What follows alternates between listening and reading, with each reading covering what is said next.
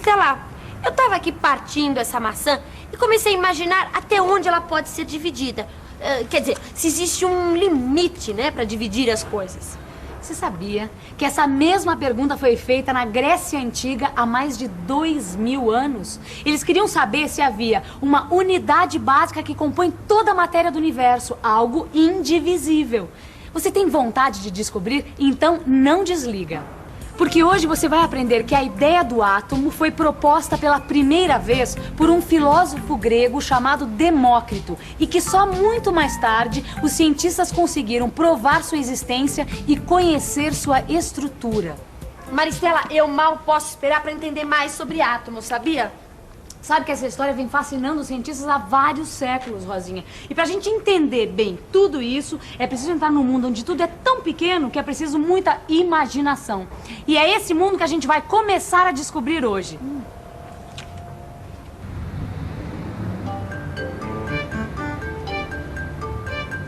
Maristela, quer dizer então que essa história toda de átomo começou na Grécia Antiga? Foi, Rosinha. Sabe que a Grécia Antiga foi o berço de muitas ciências modernas. Naquela época, os cientistas eram filósofos naturais e passavam a maior parte do tempo deles pesquisando e investigando a natureza. Demócrito foi um desses filósofos e ele acreditava que era impossível dividir infinitamente um objeto. Então ele propôs que todas as coisas da natureza eram formadas por partículas indivisíveis, as quais deu o nome de átomo. O A é um prefixo que significa falta de, e tomo, em grego, quer dizer parte. Dessa forma, átomo significa aquilo que não tem partes, ou melhor, que é indivisível. Mas levou muito tempo para que as pessoas acreditassem que toda a matéria do universo é composta por vários pequenos pedaços invisíveis a olho nu. Isso porque a matéria nos parece contínua, quer ver só? Oi. A matéria que compõe este copo aqui é contínua ou ela é formada de vários pequenos pedaços? Eu acho que ela é contínua porque se ela fosse de vários pedaços ia vazar o refrigerante. Realmente a matéria nos parece contínua. Por isso, foi muito difícil aceitar a ideia de que a matéria é formada por átomos. Isso hoje já está provado, mas no século XIX foi muito difícil para os cientistas provarem a existência do átomo. Bem interessante essa história. Sabe, no início, os cientistas estudavam os compostos químicos e aí perceberam que esses compostos eram formados por elementos químicos diferentes, como a água, que é um composto químico formado por hidrogênio e oxigênio. Assumindo a existência do átomo, os cientistas foram capazes de explicar a existência dos diferentes elementos químicos e a formação dos compostos químicos. Olha, Rosinha, mesmo com todas essas evidências, nem todos ficaram convencidos da existência do átomo.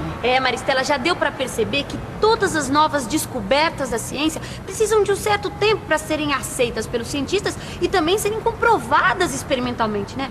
Agora, me fala uma coisa, as experiências que comprovaram a existência do átomo só foram realizadas mesmo no final do século passado, né? Exatamente, no final do século XIX, um cientista inglês chamado Joseph Thomson estudava a passagem de corrente elétrica por um gás. Então, o gás era colocado dentro de um tubo, como este aqui, Rosinha. Dentro do tubo existiam duas placas de metal, um anodo positivo e um catodo negativo. Entre as duas placas era aplicada uma diferença de potencial, isto é, uma voltagem. Quando a voltagem é baixa, nada acontece. Mas ao aumentar a voltagem, Thomson notou o aparecimento de uma fluorescência verde no vidro. No vidro em frente ao catodo. Por isso que eles chamam de raios catódicos. Agora me diz uma coisa, tudo isso acontecia independentemente do gás que havia no interior do tubo? Sim, Rosinha. Normalmente um gás é um isolante. Mas quando aplicamos uma alta voltagem, o gás torna-se condutor, permitindo assim a passagem de corrente elétrica. E Thomson concluiu que os raios catódicos são formados por partículas que surgem no gás devido à passagem de corrente elétrica.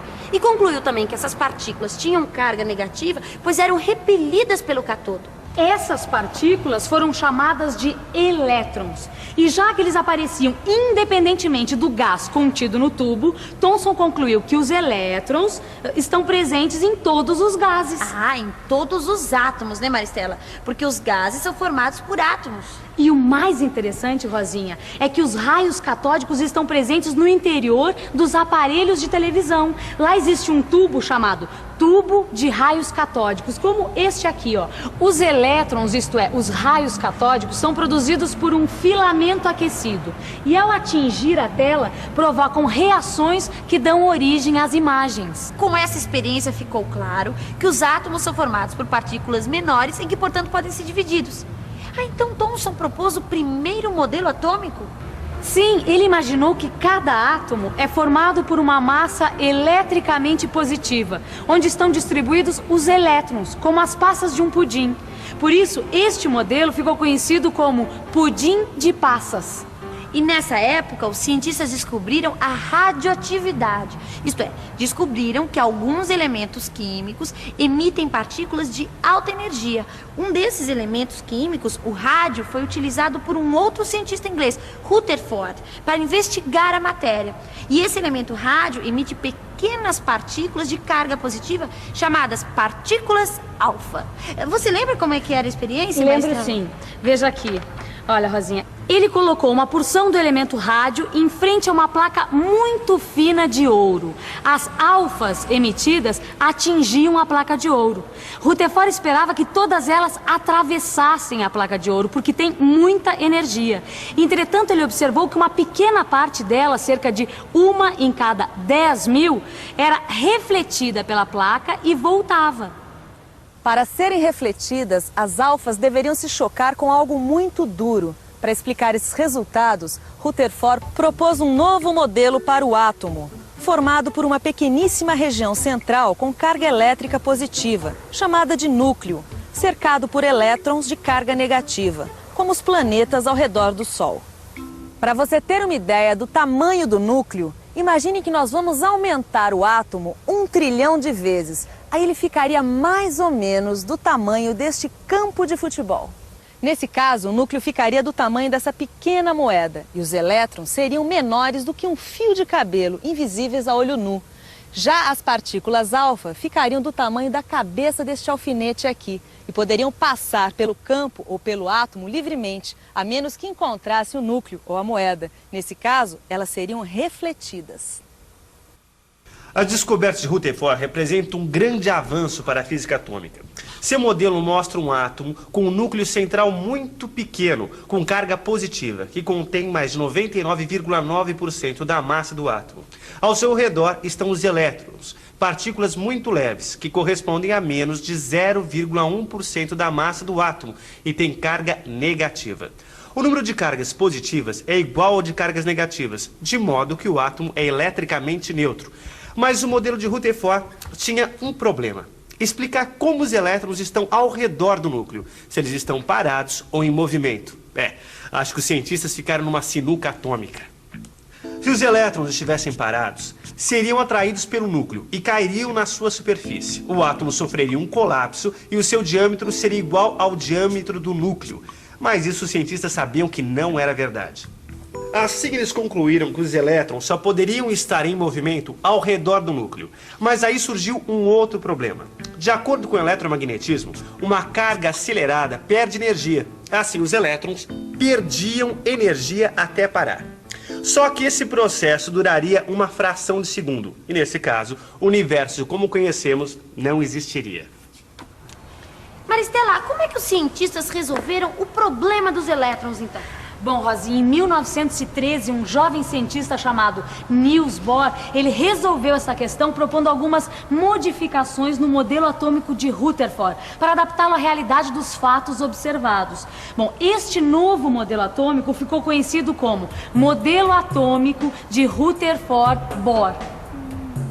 Bohr concordava com Rutherford e achava que os elétrons giravam mesmo em volta do núcleo. A novidade proposta por Bohr foi que os elétrons só podem se movimentar em certas órbitas e que cada uma dessas órbitas corresponde a um nível de energia. Maristela, quer dizer então que quando o elétron permanece na mesma órbita, ele não perde energia, é isso? É isso mesmo, Rosinha. Olha, cada órbita corresponde a um nível de energia. Então, enquanto o elétron estiver se movimentando nessa órbita, a sua energia não varia. Puxa, as ideias de Niels Bohr foram uma chacoalhada atômica. No seu modelo, a energia do nível é maior quanto mais afastado ele estiver do núcleo. Dá uma olhada nesse esquema. E2 é maior que E1. Quando um elétron pula para uma órbita mais afastada do núcleo, sua energia aumenta. Caso contrário, ele perde energia. Energia liberada ou adquirida pelo elétron é exatamente igual à diferença de energia entre os dois níveis. É isso aí. O modelo Rutherford-Bohr explicou vários aspectos da estrutura do átomo. E apesar do átomo ser tão pequeno, ele é um verdadeiro mundo explorado pelos cientistas até hoje. O átomo está presente em todo o universo. Mas qual é o átomo mais comum no universo? Vamos ver? Você me pegou que eu também não sei, viu? Átomo. Não tenho ideia. O hidrogênio. Acho que é hidrogênio, né?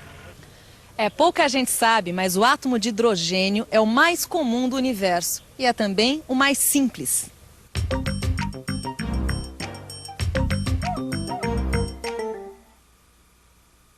Ele tem apenas um elétron girando em redor do núcleo, que é o núcleo mais simples que existe, e por isso recebeu um nome especial, próton. Ufa, quanta informação numa coisa tão pequena quanto um átomo. Que tal juntar todos os átomos que você aprendeu nesta teleaula? Vamos revisar. E atenção, se liga aí que é a hora da revisão. Na teleaula de hoje, você aprendeu que os primeiros a desconfiar da existência dos átomos foram os gregos. Eles achavam que o átomo era a menor parte da matéria e que era indivisível. Você viu que foram necessários muitos anos para comprovar a existência do átomo e que para isso foram fundamentais as contribuições de muitos cientistas. Conheceu a estrutura do átomo e teve uma noção do seu tamanho e das partículas que o compõem. Finalmente, você descobriu que o átomo mais comum da natureza é também o mais simples, o átomo de hidrogênio, e que seu núcleo recebeu o nome de próton, nome que hoje serve para designar cada uma das cargas positivas do núcleo de qualquer átomo. Opa, peraí, onde é que você vai? Não terminou ainda não. Aguenta aí, esse mundo atômico parece não ter fronteiras. Você imagina que existem mais de 100 tipos diferentes de átomos, e o que caracteriza cada um deles é o número de prótons que ele tem no núcleo. Este é o chamado número atômico, representado pela letra Z. Quanto maior Z, maior é o número de prótons e mais pesado é o átomo. Nós vimos que os átomos são estáveis, mas nem todo átomo se comporta do mesmo jeito. Alguns se desintegram emitindo radiação, mas isso é assunto para a próxima teleaula. Por hora, estude esses conceitos no seu livro e se prepare para a próxima. Até lá!